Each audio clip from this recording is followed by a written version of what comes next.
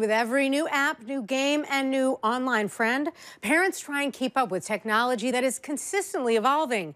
And those smart kids find ways around parental blocks, taking advantage of overloaded moms and dads. Tonight, we look at helping kids help themselves in a kind of brain boot camp. Keeping up with her kids' technology is a full-time job. We're overwhelmed with this. Christina Junta deleted an app that allowed any user to access her daughter's videos. But recently, her 13-year-old daughter's friend was chatting with boys she met on that app, and one of the boys made a request. Send some nudes. I think it's terrible. I can't believe how young it's happening now. Kenya Grooms' daughter was 6 when the young gymnast was simply having fun making videos on an app. Then a family friend alerted Grooms about a video that was public. One of the videos she had on a nightgown, and she did a cartwheel while she was singing and dancing. And when she did the cartwheel, her nightgown went up and her undergarments were showing. I was worried about who saw it, how many people saw it, who could track it. Some parents are surprised to learn they have to deal with some of these cyber concerns, even for kids as young as 4 years old. Last month, federal prosecutors charged Richard Barnett of Aurora for posing as an 11-year-old on the app Musical.ly and allegedly threatening to kill girls if they didn't send inappropriate photos of themselves. Musical.ly is a platform for users to share videos.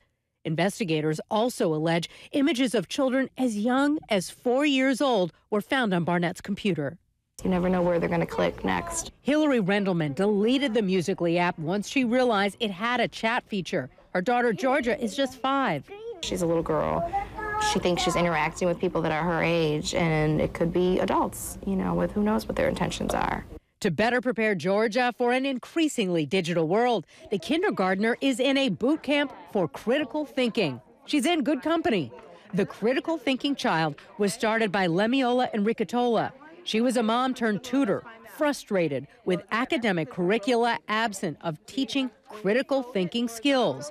She says these games, like solving puzzles without knowing the final image, actually teach children to question and be more aware of what they are seeing.